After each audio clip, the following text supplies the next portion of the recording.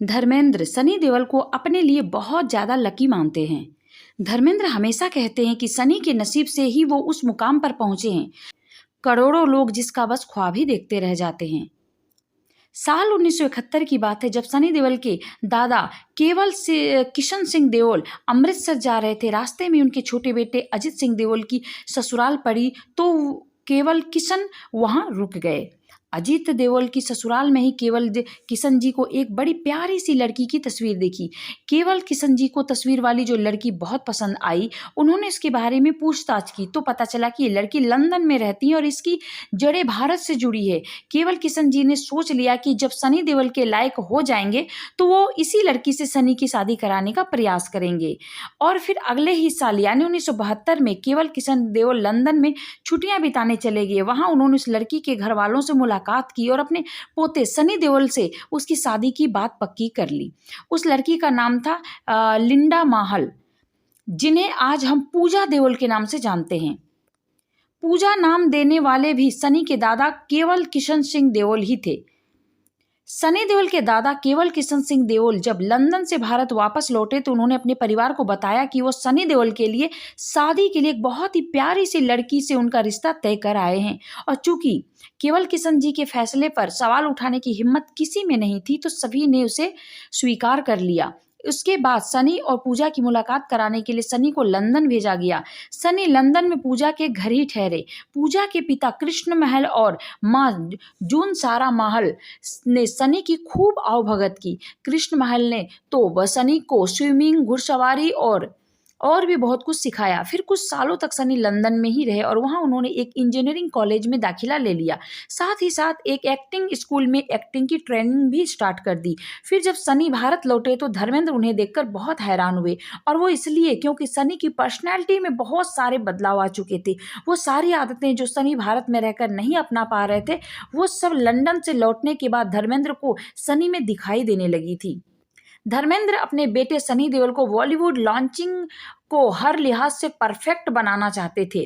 साल 1981 में जब कुमार गौरव की पहली फिल्म लव स्टोरी बहुत बड़ी हिट साबित हुई तो उसी वक्त धर्मेंद्र ने इसके डायरेक्टर राहुल रवेल को सनी की डेब्यू फिल्म डायरेक्ट करने के लिए साइन कर लिया। फिल्म की स्क्रिप्ट रेडी थी और धर्मेंद्र को तलाश थी एक ऐसे डायरेक्टर की जो उस स्क्रिप्ट से एक शानदार फिल्म बना सके। वो फिल्म थी बेताब। फाइनली धर्मेंद्र की ये तलाश राहुल रवेल पर आकर खत्म हुई। राहुल रवेल से बेताब का डायरेक्शन कराने का धर्मेंद्र का फैसला एकदम सही साबित हुआ। बेताब ने बॉक्स ऑफिस पर धमाल ही धमाल मचाया और पहली ही फिल्म से सनी देओल ने साबित कर दिया कि वो लंबी रेस का घोड़ा है। फिल्म बेताब में सनी देओल की हीरोइन ढूंढने के लिए धर्मेंद्र को काफ़ी जद्दोजहद करनी पड़ी थी। एक्ट्रेस मीनाक्षी शेषाद्री ने भी बेताब के लिए ऑडिशन दिया था और उस वक्त तक मीनाक्षी ने किसी फिल्म में काम भी नहीं किया था।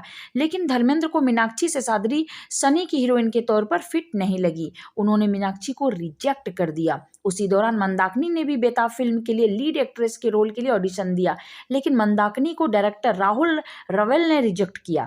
राहुल रवेल को लगा कि मंदाकिनी सनी देओल के सामने बहुत छोटी दिखेंगी। उसी दौरान पाकिस्तान से भी एक लड़की भारत में फिल्मों में करियर बनाने के लिए आई थी। उस लड़की के साथ उसकी माँ भी थी। उस पाकिस्तानी लड़की का नाम था हुमा खान।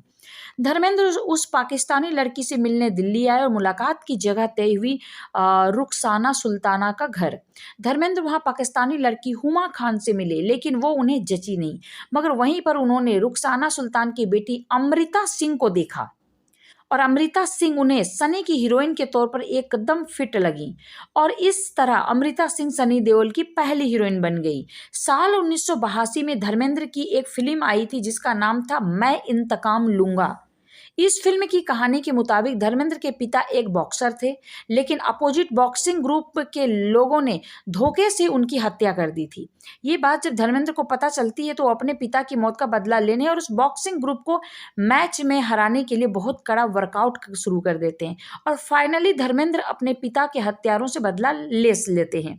इस फिल्म में जब धर्मेंद्र के वर्कआउट का सीक्वेंस आता है तो एक जगह हमें नजर आता है कि धर्मेंद्र एक हाथ से पुशअप लगा रहे हैं। मजेदार बात यह है कि यह सीन धर्मेंद्र पर नहीं बल्कि सनी देओल पर शूट किया गया था और फिल्म में इस सीन को डार्क लाइट में शूट किया गया था ताकि कोई ये ना समझ सके कि ये धर्मेंद्र नहीं कोई और है।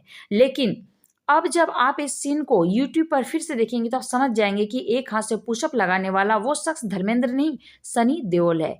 डायरेक्टर राजकुमार संतोषी और सनी देओल की जोड़ी भी एक दौर में बहुत जमी थी। इन दोनों ने घायल, दामिनी और घातक जैसी जबरदस्त फिल्मों में साथ में काम किया था, लेकिन एक और फिल्म थी जिसे राजकुमार संतोषी सनी देओल के साथ ही बनाना चाहते थे। वो फिल्म थी साल 2000 में आई पुकार। जी हाँ, वही पुकार जिसमें अनिल कपूर और माधुरी दीक्षित ने काम किया था। हुआ कुछ यूं था कि जब राजकुमार संतोषी इस फिल्म के प्रोडक्शन का ऑफर लेकर बोनी कपूर के पास आए तो बोनी ने शर्त रख दी थी कि इस फिल्म में उनके भाई अनिल कपूर लीड रोल में रहेंगे। शुरू में तो राजकुमार संतोषी इसके लिए राजी नहीं हुए, लेकिन जब बोनी कपूर ने उन्हें पुकार में अनिल कपूर को एज ए हीरो लेने के बदले मोटी रकम चुकाने का ऑफर दिया तो वो मान गए और इस तरह से सनी देओल व राजकुमार संतोषी की जोड़ी चौथी बार बनते बनते रह गई। साल 1993 में आई यश चोपड़ा की फिल्म डर बेशक शाहरुख खान की जबरदस्त एक्टिंग के लिए हमेशा जानी जाएगी, लेकिन इस बात से कोई इनकार नहीं कर सकता है कि ये सनी देओल थे जिनकी वजह से दर्शक डर फिल्म को देखने सिनेमा घर तक गए थे। वैसे भी उस जमाने में शाहरुख खान का रुतबा सनी देओल के सामने कुछ भी नहीं था। डर फिल्म की मेकिंग के दौरान यश चोपड़ा ने स्क्रिप्ट में कुछ बदलाव किए जो सनी देओल और को पसंद नहीं आए थे और इस वजह से यश चोपड़ा संग उनके संबंध काफी बिगड़ गए। हुआ कुछ यूं था कि यश चोपड़ा ने डर के एक सीन में दिखाया था कि शाहरुख खान सनी के पैर में चाकू मार देते हैं। सनी को ये सीन सही नहीं लग रहा था। वो कह रहे थे कि अगर मैं कमांडो हूं तो भला कोई आम इंसान मुझे ऐसे कैसे चाकू मार सकता है, लेकिन यश चोपड़ा ने उनकी एक ना सुनी। सनी देओल को यश चोपड़ा की इस बात पर बहुत गुस्सा आया, लेकिन गुस्से को काबू करने के लिए उन्होंने अपनी जींस की जेबों में अपने हाथ घुसाए और जेब फाड़ दी। सनी का ये रूप देखकर वहां मौजूद हर इंसान हैरान रह गया था। डर फिल्म की शूटिंग के दौरान ही सनी देओल व शाहरुख खान की अनबन हो गई थी और फिर 16 सालों तक सनी ने शाहरुख से बात तक नहीं की। 90s में जब सनी देओल का करियर पीक पर था तब सनी देओल एक फिल्म के लिए 70 लाख रुपए चार्ज किया करते थे। महंगाई दर के साथ एडजस्ट करके देखें तो ये रकम 2 करोड़ 90 लाख रुपए बैठती है।